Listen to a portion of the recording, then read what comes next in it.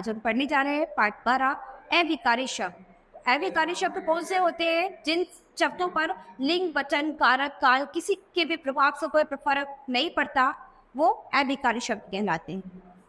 अविकारी शब्द वे होते हैं जिनका रूप लिंग, वचन, कारक के प्रभाव से नहीं बदलता है। इन्हें अव्यय भी कहा जाता है। अव्यय का अर्थ है जिसका कुछ भी व्यय न हो।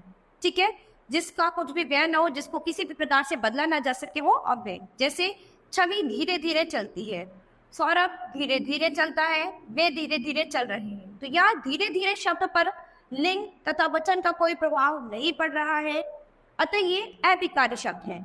इन्हें अव्यय शब्द भी कहते हैं। अविकारी वे शब्द होते हैं जिनमें वाक्य में प्रयोग होने पर लिंग, वचन, पुरुष, काल, वाच्य आदि के प्रभाव से कोई परिवर्तन न हो।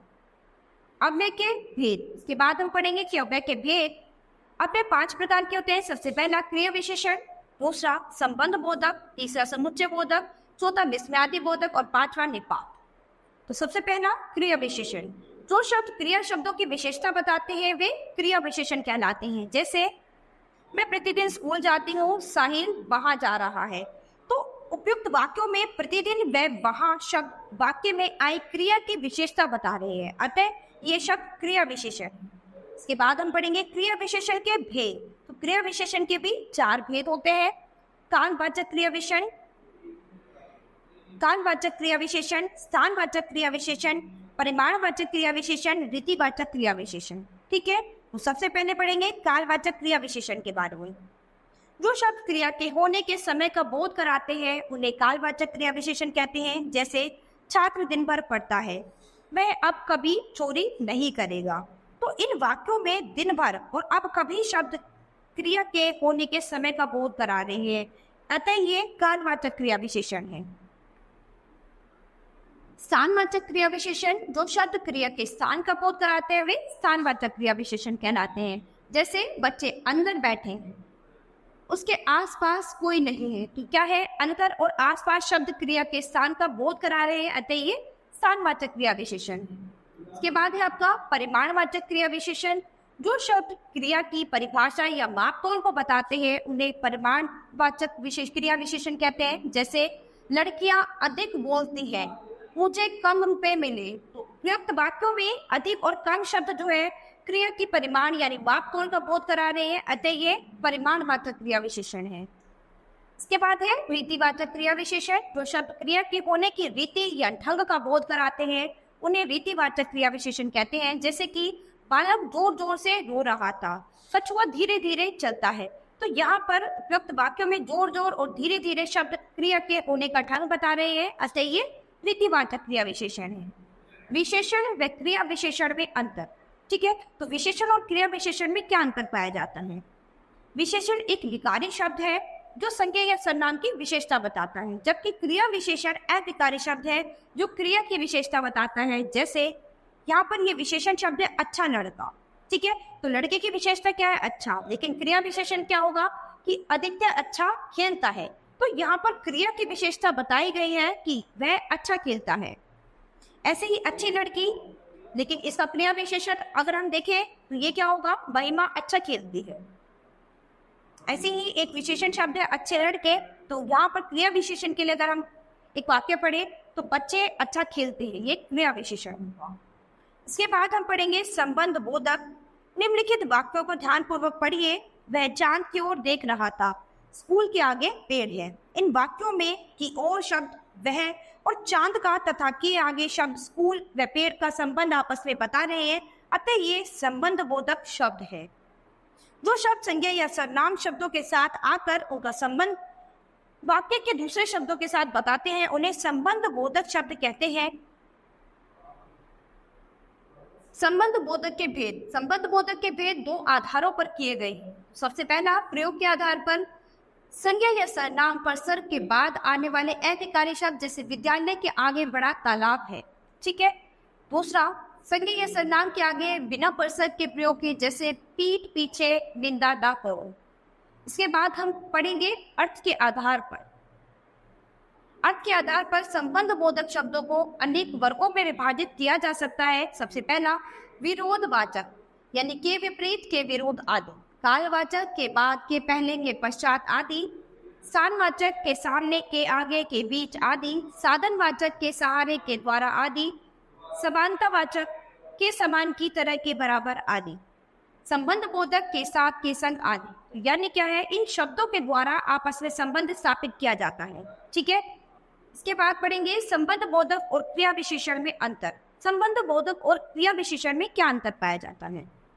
कुछ स्थानवाचक और कालवाचक अव्यय संबंध बोधक भी है और क्रिया विशेषण भी। जब इनका प्रयोग संज्ञा या सर्वनाम के साथ होता है तब ये संबंध बोधक कहलाते हैं, और जब ये क्रिया की विशेषता प्रकट करते हैं तब ये क्रिया विशेषण कहलाते हैं। जैसे अमित यहाँ आया है, तो ये क्या है? क्रिया विशेषण।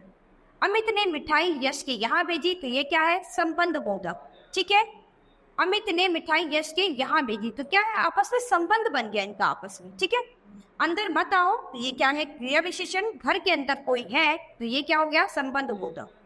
ठीक है, इसके बाद तीसरा है आपका समुच्चय बोधक। दो या दो से अधिक शब्दों और वाक्यों को परस्पर जोड़ने वाले शब्द आपके समुच्चय बोधक शब्द कहलाते हैं। जैसे कि कपिल और सुंदर भाई हैं, तो इन दोनों के बीच क्या है? समुच्चय बोधक। क्या है? और लगाकर आपने क्या कर दिया? इन दोनों के बीच एक संबंध स्थापित कर दिया। आप पहुंच तो गए किंतु देर कर दी। उपरोक्त वाक्यों में और शब्द दो शब्दों को तथा किंतु शब्द दो वाक्यों को जोड़ रहे हैं, तो जब दो शब्द या दो वाक्यों को आपस में जोड़ा जाएगा तो वहां पर समुच्चय बोधक शब्द होंगे। वे जो शब्द दो शब्दों, वाक्यांशों अथवा वाक्यों को जोड़ते हैं वे समुच्चय बोधक कहलाते हैं। समुच्चय बोधक के भेद। समुच्चय बोधक के मुख्यतः तीन भेद होते हैं: समानाधिकरण समुच्चय बोधक, व्यधिकरण समुच्चय बोधक, विकल्प सूचक समुच्चय बोधक। समानाधिकरण समुच्चय बोधक। समानाधिकरण समुच्चय बोधक के चार भेद होते हैं: संयोजक समानाधिकरण समुच्चय बोधक, और, तथा, एवं आदि। विभाजक समानाधिकरण समुच्चय बोधक, न, या, चाहे आदि। विरोध सूचक समुच्चय बोधक, किंतु, परंतु, बल्कि, पर आदि। परिमाणवाचक समुच्चय बोधक, इसलिए, अतः, अतएव आदि। व्यधिकरण समुच्चय बोधक, जो आश्रित उपवाक्यों को जोड़ते हैं वे व्यधिकरण समुच्चय बोधक कहलाते हैं। जैसे इस प्रकार, क्योंकि, यदि, तो, चाहे, कुछ भी हो, यद्यपि, तथापि, जब तक, जो ही, त्यों ही, ताकि आदि। इसके बाद है आपके विकल्प सूचक समुच्चय बोधक, जो विकल्प प्रकट करते हुए भी शब्दों, वाक्यांशों या वाक्यों को जोड़ते हैं वे विकल्प सूचक समुच्चय बोधक कहलाते हैं। जैसे अथवा, पर, अन्यथा आदि। ठीक है, इसके बाद होता है विस्मय आदि बोधक। ऐसे शब्द जिनके प्रयोग से हमारे मन के भाव, हर्ष, शोक, घृणा, भय आदि प्रकट होते हैं, ये विस्मय आदि बोधक शब्द कहलाते हैं। जैसे कि हाय, तुम्हारे हाथ में चोट कैसी लग गई, तो क्या है? हमारा जो शब्द है विस्मय आदि बोधक शब्द है वो क्या है? हाय। इसके बाद है बाप रे बाप, इतना बड़ा सांप। ठीक है, हम हैरानी से हमारे भावों को व्यक्त करते हुए जो शब्द हमारे मुंह से निकलते हैं वो विस्मय आदि बोधक शब्द कहलाते हैं।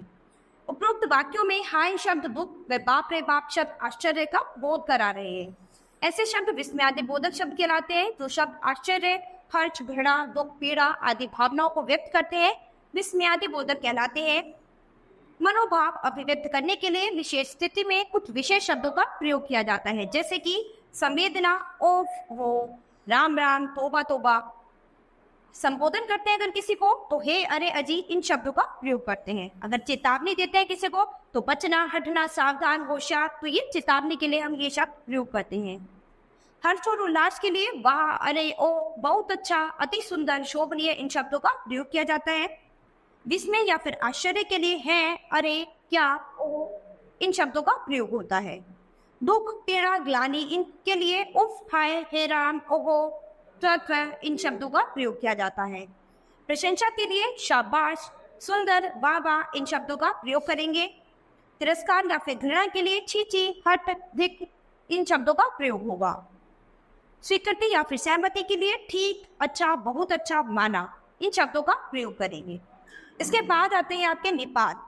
ये वे अव्यय शब्द हैं जो वाक्य को अतिरिक्त बल देने का कार्य करते हैं, सतह इसके द्वारा विशेष भाव को अभिव्यक्त करते हैं। विशेष बल देने के कारण इन शब्दों को अवधारण भी कहा जाता है। जैसे मैं भी चलूंगा, हमें भी जाना है वहां, पहले आप तो जाओ, तुमने तो सूचना तक न दी, तुम तो डूबोगे, मुझे भी ले डूबोगे, तुमने मुझे बताया तक नहीं, तुम अपना काम स्वयं ही कर लो, तुम भी हमारे साथ दिल्ली चलो। निपात वो शब्द होते हैं जो किसी पर आधारित, यानी इन शब्दों का अपना कोई अर्थ नहीं होता, लेकिन इन शब्दों से के लगने से क्या होता है, उनका अर्थ बिल्कुल बदल जाता है।